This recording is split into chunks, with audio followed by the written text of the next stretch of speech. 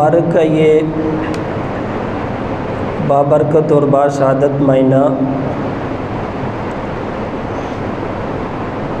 حضرت محمد عربی صلی اللہ علیہ وسلم نے 3 عشرہ میں منقسم فرمایا ہے۔ پہلا عشرہ رحمتوں والا، دوسرا عشرہ مغفرتوں والا، اور تیسرا عشرہ جہنم سے بری ہونے کا، جہنم سے خلاصی کا عشرہ ہے۔ پہلے دونوں عشرے ہم سے الوداع ہو چکے ہیں، اب یہ رمضان المبارک کا تیسرا عشرہ ہے، اس پر ہمیں خاص طور پر توجہ دینی چاہیے۔ اللہ تبارک و تعالیٰ سے خاص دعاؤں کا اہتمام کرنا چاہیے، اللہ سے اپنے گناہوں کی توبہ استغفار کرنی چاہیے۔ امید ہے اللہ تبارک و تعالیٰ کی ذات سے کہ وہ ہمیں محروم نہیں فرمائیں گے۔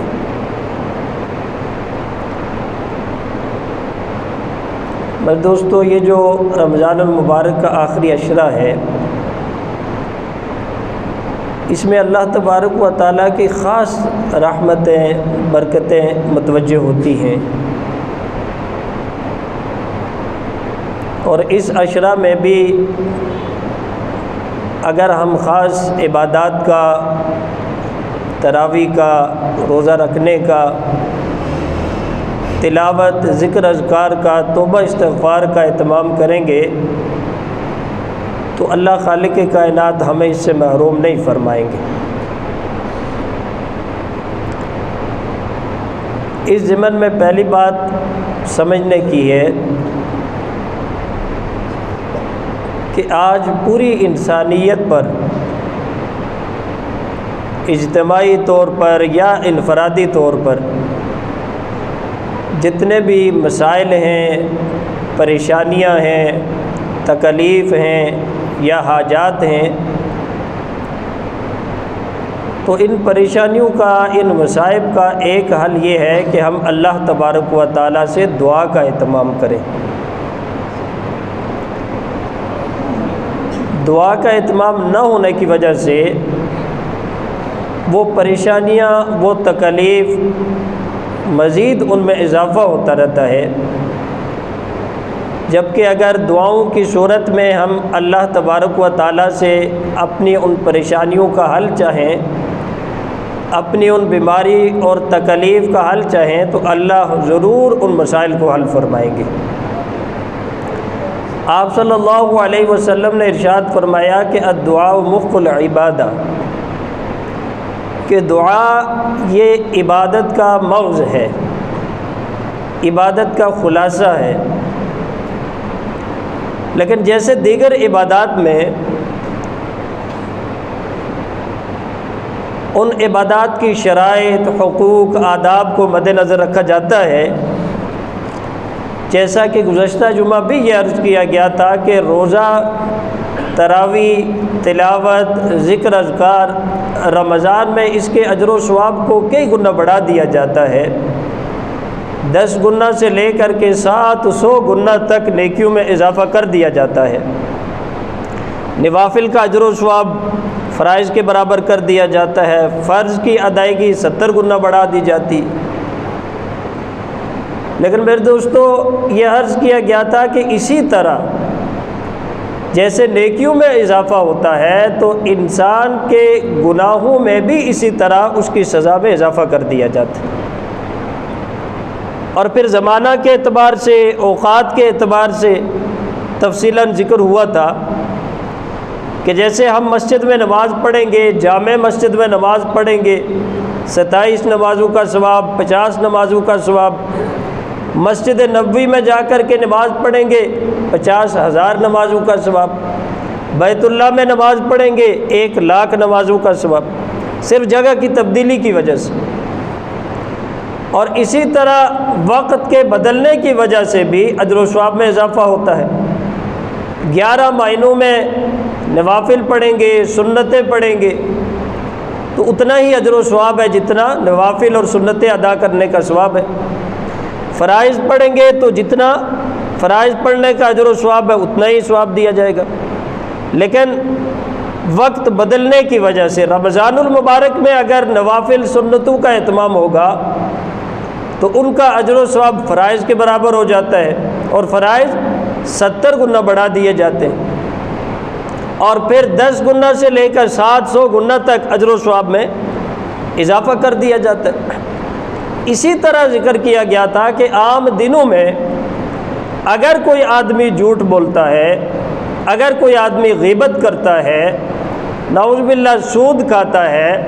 رشوت لیتا ہے، ناپ تول میں کمی کرتا ہے، مسلمان سے دھوکہ دہی کرتا ہے، عام حالات میں ان کی سزا بھی اتنی ہی ہے جتنا قرآن و سنت میں ذکر کی گئی۔ لیکن یہی گناہ اگر رمضان المبارک میں کریں گے تو ان گناہوں کی سزا کو بھی بڑھا دیا جاتا ہے، اور وہ بھی اتنی ہی 10 گنا سے لے کر کے 700 گنا تک اس گناہ کی نوعیت کو دیکھتے ہوئے اس کی سزا کو بڑھا دیا جاتا ہے۔ تو اس وجہ سے یہ جو آخری عشرہ ہے اس کا ایک عمل یہ ہے کہ اللہ سے خاص دعاؤں کا اہتمام کیا جائے، لیکن ان دعاؤں کی قبولیت کے لیے شرط یہ ہوتی ہے کہ اس کے شرائط کو مد نظر رکھا جائے اور اس کے آداب کو مد نظر رکھا جائے۔ اور سب سے پہلے احادیث مبارکہ میں کچھ اوقات ایسے بتلائے گئے ہیں کہ جس میں کسی انسان کی دعا کو کبھی رد نہیں کیا جاتا۔ ایک وقت کہ جمعہ کے وقت عصر سے لے کر کے مغرب، یہ جو وقت ہے اس کے بارے میں آتا ہے کہ اس میں دعا کو رد نہیں کیا جاتا۔ چنانچہ حضرت فاطمہ الزہرا رضی اللہ تعالیٰ عنہ باقاعدہ طور پر اپنی خواتین سے یہ کہا کرتی تھی کہ یہ وقت جب آئے تو مجھے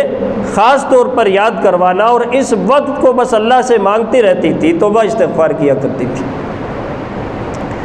دوسرا وقت یہ جو خطبوں کے درمیان میں تھوڑی دیر امام بیٹھتا ہے، اس دوران میں بھی دل میں جو اللہ سے دعائیں کی جاتی ہیں اللہ تبارک و تعالیٰ ان دعاؤں کو رد نہیں فرماتی۔ اور تیسرا جو خاص موقع ہے وہ رمضان المبارک میں سحری اور افطاری کے وقت کی دعا ہے، کہ سحری کے وقت دعا کا اہتمام ہو، افطاری کے وقت دعا کا اہتمام ہو، اور اس دوران جو دعائیں کی جاتی ہیں اللہ ان دعاؤں کو کبھی بھی رد نہیں فرماتے۔ جب یوسف علیہ السلام 40 سال بچھڑنے کے بعد دوبارہ اپنے بھائیوں سے ملاقات ہوتی ہے اور اپنا کرتا حضرت یعقوب علیہ السلام اپنے والد کی طرف بھیجتے ہیں، تو وہ اپنی آنکھوں کے ساتھ لگاتے ہیں، بینائی آ جاتی ہے۔ تو اس وقت جو بھائی تھے تو وہ اپنے والد صاحب سے ایک درخواست کرنے لگے، یا ابا نستغفر لنا ذنوبنا، کہ ابا جان ہمارے لیے اپنے رب سے ہمارے گناہوں کی مغفرت کی آپ دعا کریں۔ تو یعقوب علیہ السلام کے الفاظ تھے، سوف استغفر لکم ربی، کہ میں اپنے رب سے تمہارے لیے عنقریب دعا کا اہتمام کروں گا۔ امام غزالی رحمہ اللہ تعالیٰ نے لکھا ہے کہ یہ جو انہوں نے کہا نا سوف استغفر لکم، کہ میں تمہارے لیے دعا کا عنقریب اہتمام کروں گا، فی الوقت نہیں، عنقریب اہتمام کروں گا، فرمایا امام غزالی رحمہ اللہ تعالیٰ نے کہ یہ وہ وقت تھا کہ جس کو ہم سحری کا وقت کہتے ہیں، کہ سحری کے وقت میں اللہ سے تمہارے لیے تمہارے گناہوں کی مغفرت کی دعا کروں گا، تو اس وقت دعا کو رد نہیں کیا جاتا۔ لہٰذا سحری اور افطاری کے وقت جو دعاؤں کا اہتمام ہوتا ہے اللہ تبارک و تعالیٰ ان کو کبھی بھی رد نہیں فرماتے۔ البتہ اللہ کا ایک دستور ہے، ایک ضابطہ ہے، وہ یہ ہے کہ جب انسان اللہ سے دعائیں مانگ رہا ہوتا ہے تو اس میں ایک تو یہ ہے کہ یا تو اس کی دعا قبول کر دی جاتی ہے اور فوراً اس کو وہ چیز دے دی جاتی ہے، اس کا وہ مسئلہ حل ہو جاتا ہے۔ دوسری صورت اس کی یہ ہوتی ہے کہ وہ یہ دعائیں کر رہا ہوتا ہے اور وقتی طور پر اس کی وہ مشکل، وہ پریشانی حل نہیں ہو رہی ہوتی، تو اس پر اللہ تبارک و تعالی ایسے مصائب، ایسی تکالیف کہ جو مستقبل میں اس کی طرف آنے والی تھی، تو اللہ تبارک و تعالی ان بڑی پریشانیوں سے اس کی حفاظت فرما دیتے ہیں۔ اور تیسری صورت اس کی یہ ہوتی ہے کہ اللہ تبارک و تعالی ان دعاؤں کو اس کے لیے آخرت کا ذخیرہ بنا دیتے ہیں۔ اب حدیث مبارکہ میں آتا ہے، آپ صلی اللہ علیہ وسلم نے ارشاد فرمایا کہ روز قیامت میں اللہ تبارک و تعالی انسان سے سوال کریں گے کہ تم نے مجھ سے دعاؤں کا اہتمام کیا تھا؟ تو وہ کہے گا کہ یا اللہ میں نے تو فلاں فلاں دعائیں فلاں فلاں وقت میں آپ سے کی تھی۔ تو پھر پوچھا جائے گا کہ وہ دعائیں قبول ہوئی تھیں؟ تو کہے گا کہ ان میں سے فلاں تو دعائیں قبول ہو گئی تھی، لیکن بہت سارا ایسا ذخیرہ ہے دعاؤں کا کہ جو قبول نہیں ہوا تھا، اور اس وقت میرے ذہن میں یہ بات تھی کہ اللہ نے میری دعائیں قبول نہیں کی ہیں۔ اللہ تبارک و تعالیٰ ان دعاؤں کا وہ ذخیرہ اس کو بتلائیں گے اور اس کو اتنا زیادہ اجر و ثواب عطا فرمائیں گے کہ وہ اس وقت یہ کہے گا کہ کاش دنیا میں میری اگر ایک بھی دعا قبول نہ ہوتی اور میں اللہ سے مسلسل مانگتا رہتا، دعائیں کرتا رہا، اور آج اس وقت اللہ تبارک و تعالیٰ جو اتنا کثیر تعداد میں مجھے اجر و ثواب دیتے ہیں تو یہ مجھے عطا کر دیتے۔ تو لہٰذا یہ ساری چیزیں اللہ تبارک و تعالیٰ کے حکمت پر مبنی ہیں کہ یا تو فوراً اس آدمی کے حق میں بہتری ہے تو وہ اس کو مل جاتی ہے، اور اگر بہتری نہیں ہے تو آنے والے وقت میں کوئی ایسی پریشانی، کوئی ایسی بڑی تکلیف، کوئی ایسا کیسے مسائل تھے کہ اللہ اس کو دور فرما دیتے ہیں۔ اور یہ تو مختصر سی زندگی ہے، آخرت کی ہمیشہ کی زندگی کے اندر اللہ نہ کرے ہو سکتا ہے کہ اس کے لیے یہ تھا کہ وہاں پر ناکامی ہو جاتی، تو اللہ ان دعاؤں کی برکت کی وجہ سے اس زندگی میں اس کو کامیاب فرما دیتے۔ تو لہٰذا ایک عمل اس عشرہ میں یہ ہے کہ اللہ تبارک و تعالیٰ سے خاص طور پر کیا کیا جائے؟ دعاؤں کا اہتمام کیا جائے۔ جتنی اللہ سے دعائیں کریں گے اللہ تبارک و تعالیٰ ان دعاؤں کو ضرور قبول فرمائیں گے، انفرادی طور پر بھی، اجتماعی طور پر بھی، اپنے لیے بھی، اپنے سارے عزیز و اقارب کے لیے بھی، اور ساری امت مسلمہ کے لیے اگر دعائیں کی جائیں گی تو اللہ سے قوی امید ہے کہ اللہ ہماری دعاؤں کو رد نہیں فرمائیں گے۔ دوسرا اس عشرے کا جو عمل ہے وہ ہے اعتکاف۔ اعتکاف آخری ان 10 دنوں میں اللہ تبارک و تعالیٰ کی رضا کے لیے مسجد کو اپنا مسکن بنا لینا۔ اعتکاف کی 3 قسمیں ہوتی ہیں۔ ایک قسم اعتکاف کی ہے جو کہ واجب ہے، اور وہ صورت میں کہ جب آدمی یہ خود نیت کر لے کہ میرا فلاں کام اگر ہو جاتا ہے تو میں 3 دن 4 دن 5 دن 7 دن یا جتنا وہ نیت کرتا ہے کہ اتنے دن میں نے اعتکاف کرنا ہے، تو وہ اعتکاف اگر وہ مراد پوری ہو گئی، وہ کام ہو گیا، تو اس پر اس کے لیے ضروری ہے کہ وہ اتنے دن کا کیا کرے گا؟ اعتکاف کرے گا۔ اور اس اعتکاف میں بھی روزہ رکھنا ضروری ہے۔ اس کے لیے رمضان شرط نہیں ہے، کسی بھی مہینے میں وہ اعتکاف کر سکتا ہے۔ دوسرا اعتکاف نفلی اعتکاف ہے۔ اس میں علماء کرام نے لکھا ہے کہ جب بھی آدمی مسجد میں جائے، وہ 1 گھنٹہ بیٹھنا چاہتا ہے، 2 گھنٹے بیٹھنا چاہتا ہے، آدھا گھنٹہ بیٹھنا چاہتا ہے، تو وہ جتنی دیر وہاں پر بیٹھے اور جتنی دیر بیٹھنے کا ارادہ رکھتا ہے تو وہ اگر نیت کرے گا تو اس کو بھی اعتکاف کا ثواب ملے گا۔ تیسرا اعتکاف ہے سنت مؤکدہ علی الکفایہ۔ یہ رمضان المبارک کے آخری عشرے کا جو اعتکاف ہے، اس اعتکاف کے بارے میں یہ آتا ہے کہ حضور صلی اللہ علیہ وسلم نے پوری زندگی میں کبھی اس اعتکاف کو قضا نہیں فرمایا ہے۔ صرف ایک موقع پر آپ کا کوئی سفر تھا تو اس دوران یہ اعتکاف نہیں ہوا، عائشہ صدیقہ رضی اللہ تعالیٰ عنہ فرماتی ہے کہ آئندہ سال آپ صلی اللہ علیہ وسلم نے رمضان میں 20 دنوں کا اعتکاف کیا ہے، یعنی ان دنوں کی بھی قضا کر لی۔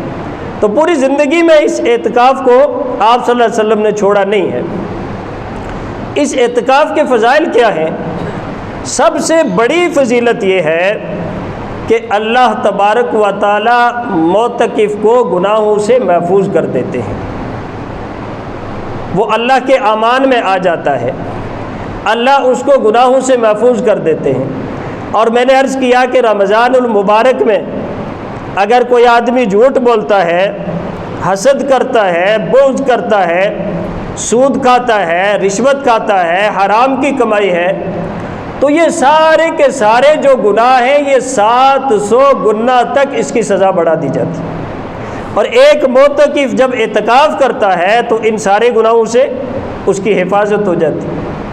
صرف ایک گناہ غیبت کی صورت میں جب غیبت کی جاتی ہے تو وہ ایسے ہے جیسے حقیقی بھائی کے مردہ گوشت کو کھانا ہے، فوت شدہ بھائی کے گوشت کو کھانا ہے، اس کی یہ کیفیت ہے۔ اب رمضان میں اس کی کتنی سزا ہے اللہ ہی جانتے ہیں۔ تو ایسے مہلک قسم کے گناہ کہ جن سے اللہ تبارک و تعالیٰ کیا کرتے ہیں؟ حفاظت فرما دیتے ہیں۔ دوسرا، نیکیوں کی آپ یوں سمجھے کہ اس کی ایک لاٹری لگ جاتی ہے، کہ حدیث مبارکہ میں آتا ہے کہ ایک آدمی اعتکاف میں بیٹھ کر کے صرف نیکیوں کے بارے میں سوچتا ہے، جیسے وہ یہ سوچتا ہے کہ فلاں میرے عزیز مریض تھے تو میں نے ان کی تیمارداری کے لیے جانا تھا، میں نے ان کی عیادت کرنی تھی، تو عام حالات میں مریض کی آپ عیادت کریں تو 70,000 فرشتے اس کے لیے دعائیں مغفرت کرتے، اور رمضان میں اس کا اجر و ثواب تو اور بڑھا دیا جاتا ہے۔ اب یہ صرف بیٹھ کر کے سوچتا ہے کہ میں اگر اعتکاف میں نہ ہوتا تو میں مریض کی عیادت کے لیے جاتا، تو اسی وقت اس کے نامہ اعمال میں اتنا اجر و ثواب لکھ دیا جاتا ہے۔ گاؤں سے خبر آئی کہ فلاں آدمی فوت ہو گیا، اب مجبوری کی وجہ سے جا نہیں سکتا، تو رمضان میں بسا اوقات انسان لمبے سفر کر بھی نہیں سکتا، لیکن یہاں بیٹھ کر کے وہ یہ نیت کرتا ہے کہ میں اگر اعتکاف کی حالت میں نہ ہوتا تو فلاں پڑوسی کا یہ جنازہ تھا تو میں ضرور وہاں پر جاتا، تو یہاں بیٹھے ہوئے اللہ تبارک و تعالیٰ اس کو اتنا اجر و ثواب عطا فرما دیتے۔ یوں ایک ایک نیکی صرف یہاں بیٹھ کر کے وہ سوچ رہا ہے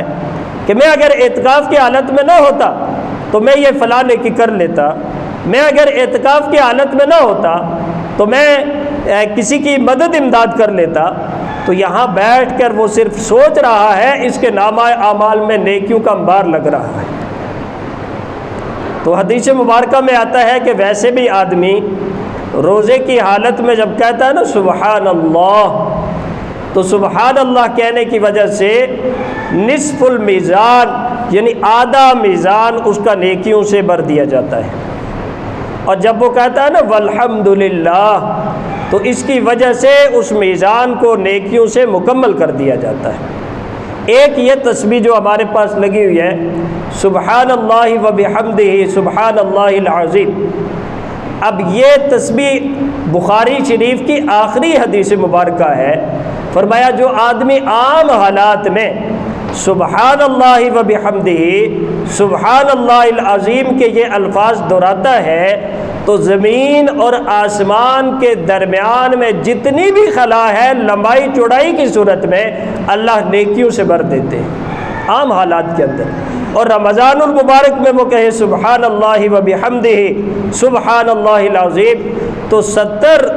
گنا اس کو بڑھا کر کے اس کے نامہ اعمال میں نیکیوں کی کیا ہوگی؟ اس میں اضافہ کر دیا جائے گا۔ تو لہٰذا معتکف جب اعتکاف کرتا ہے تو کوئی بھی عمل وہ سوچ رہا ہے تو اس عمل کے سوچنے پر اللہ تبارک و تعالیٰ اسے کثیر اجر و ثواب عطا فرما دیتے ہیں۔ اسی طرح معتکف کے بارے میں یہ آتا ہے کہ جب آدمی اعتکاف کی اس عبادت کو مکمل کرتا ہے تو اس کو مکمل مقبول 2 حج اور 2 عمروں کا ثواب عطا کیا جاتا ہے۔ اب دیکھیں ایک آدمی حج کے لیے جاتا ہے اور حج کے سفر میں کتنی دشواریاں ہوتی ہیں اور پھر کتنے اخراجات ہوتے ہیں، اور یہ بھی معلوم نہیں کہ وہاں پر اعمال پورے ہوتے ہیں یا نہیں ہوتے ہیں۔ اسی طرح عمرہ میں بھی سفر کرنا پڑتا ہے، اخراجات ہیں، اور وہاں پر بھی پتہ نہیں کہ وہاں پر اعمال مکمل ہوئے ہیں یا نہیں ہوئے۔ لیکن اس کے باوجود یہاں یہ فرمایا کہ یہاں پر اگر کوئی آدمی اعتکاف میں بیٹھتا ہے تو اس کی برکت کی وجہ سے اللہ تبارک و تعالیٰ 2 مقبول حج اور عمروں کا ثواب عطا فرماتے ہیں۔ معتکف کا 1 دن کا اعتکاف کرنا، 1 دن اور 1 رات کا اعتکاف کرنا، فرمایا اس کے درمیان اور جہنم کے درمیان میں 3 خندقیں حائل ہو جاتی ہیں۔ اور 1 خندق کے بارے میں حدیث مبارکہ میں آتا ہے کہ اس کی مسافت کیا ہے کہ زمین اور آسمان کے درمیان میں جتنی لمبائی چوڑائی ہے یہ 1 خندق کی مسافت ہے 1 دن کا، اور رات کا جو اعتکاف ہوتا ہے اس کا اتنا اجر و ثواب ہے کہ 3 خندقیں اس کے درمیان میں اور جہنم کی آگ کے درمیان میں یہ فاصلہ کر دیا جاتا ہے۔ تو اب یہ 3 اگر خندقیں ہیں اور پھر اسی طرح 10 دن ہے تو 30 خندقیں اس کے اور جہنم کے درمیان میں حائل کر دی جاتی ہیں۔ دوسرے لفظوں میں یہ ہے کہ اس کو مکمل طور پر جہنم سے بری کر دیا جاتا ہے۔ تیسری عبادت اس عشرے کی جو میں نے آیات مبارکہ تلاوت کی ہیں، اِنَّا أَنزَلْنَاهُ فِي لَيْلَةِ الْقَدْرِ۔ اب یہ جو لیلۃ القدر ہے، میں نے پہلے بھی عرض کیا کہ زمانہ تبدیل ہوتا ہے، وقت تبدیل ہوتا ہے، جگہ تبدیل ہوتی ہے تو اجر و ثواب میں اضافہ ہو جاتا ہے۔ اسی طرح ساری راتیں اللہ ہی کی ہیں، دن اللہ ہی نے بنائے ہیں، لیکن ان میں سے جو مخصوص راتیں ہیں، لیلۃ البرات کی رات ہے، شب برات جس کو کہتے ہیں، لیلۃ القدر کی رات ہے، عید الفطر کی رات ہے، عید الاضحیٰ کی رات ہے، لیکن اس رات کے بارے میں یہ فرمایا کہ خیر من 1000 شہر، یہ جو رات ہے یہ 1000 مہینوں سے زیادہ بہتر ہے۔ 1000 مہینے نہیں، 1000 مہینوں سے زیادہ بہتر ہے۔ صرف آخری عشرے کی 5 راتیں جو طاق راتیں ہیں، ان میں اگر آدمی اللہ تبارک و تعالیٰ کی عبادت کرے، گناہ کا کوئی کام نہ کرے اور اپنی تسبیحات کرے، قرآن کی تلاوت کرے اور جتنا ہو سکتا ہے ذکر اذکار اور نوافل کا اہتمام کرے، تو یہ صرف 5 راتیں، صرف 5 راتیں، ان راتوں میں سے کوئی رات لیلۃ القدر ہوگی تو اس کے نامہ اعمال میں 1000 مہینوں سے زیادہ عبادت لکھ دی جائے گی۔ اور 1000 مہینے یہ تو زیادہ ہے، لیکن 1000 مہینے کے بارے میں علماء نے لکھا ہے کہ یہ زندگی کی 83 سال 4 ماہ کی عبادت، یعنی گویا کہ آدمی نے 83 سال 4 ماہ مسلسل اللہ کی عبادت کی ہے، اور ایسی عبادت کی ہے کہ جس میں کوئی گناہ کا کام نہیں کیا ہے۔ یہ صرف 1 رات کی عبادت۔ تو اللہ تبارک و تعالی نے امت مسلمہ پر کتنی کرم نوازی کی ہوئی ہے کہ یہ آپ صلی اللہ علیہ وسلم نے بنی اسرائیل کے ایک برگزیدہ شخصیت کا تذکرہ کیا کہ جس نے 1000 سال اللہ کے راستے میں جہاد کیا ہے۔ تو اس پر صحابہ اکرام نے پوچھا کہ اللہ کے رسول صلی اللہ علیہ وسلم، ہماری تو اتنی عمریں ہیں نہیں، تو سابقہ امت ہے، یہ تو اجر و ثواب میں ہم سے آگے نکل گئی۔ اس پر یہ صورت نازل ہوئی اور آپ کو بتلایا گیا کہ ان طاق راتوں میں سے 1 رات لیلۃ القدر ہے، جو اس رات میں عبادت کا اہتمام کرے گا اللہ تبارک و تعالیٰ اس کو 1000 مہینوں سے زیادہ عبادت کرنے کا ثواب عطا فرما دیں گے۔ تو میرے دوستو، یہ جو آخری عشرہ ہے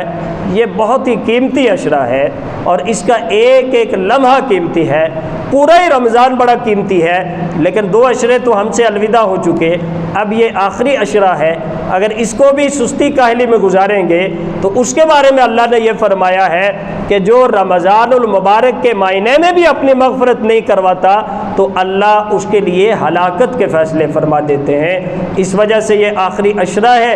اعتکاف کا عمل بھی ہے، اور اسی طرح یہ لیلۃ القدر ہے، اس میں خصوصی طور پر جو طاق راتیں ہیں عبادات کا اہتمام کیا جائے، خوب توبہ استغفار کیا جائے، اور ہر قسم کے گناہ سے خود بھی بچا جائے، اپنی آل اولاد کو بھی بچایا جائے، اور دیگر امت کے افراد کی بھی اس کی فکر کی جائے کہ وہ گناہوں سے اپنی حفاظت کرے۔ امید ہے کہ اس عشرے میں بھی ہم اللہ سے تعلق بنائیں گے، توبہ استغفار کریں گے اور ساری امت کے لیے کریں گے، اللہ ہمیں قطعاً معروف نہیں فرمائیں گے۔ اللہ ہم سب کو عمل کی توفیق نصیب فرمائے۔ وآخر دعوانا الحمدللہ رب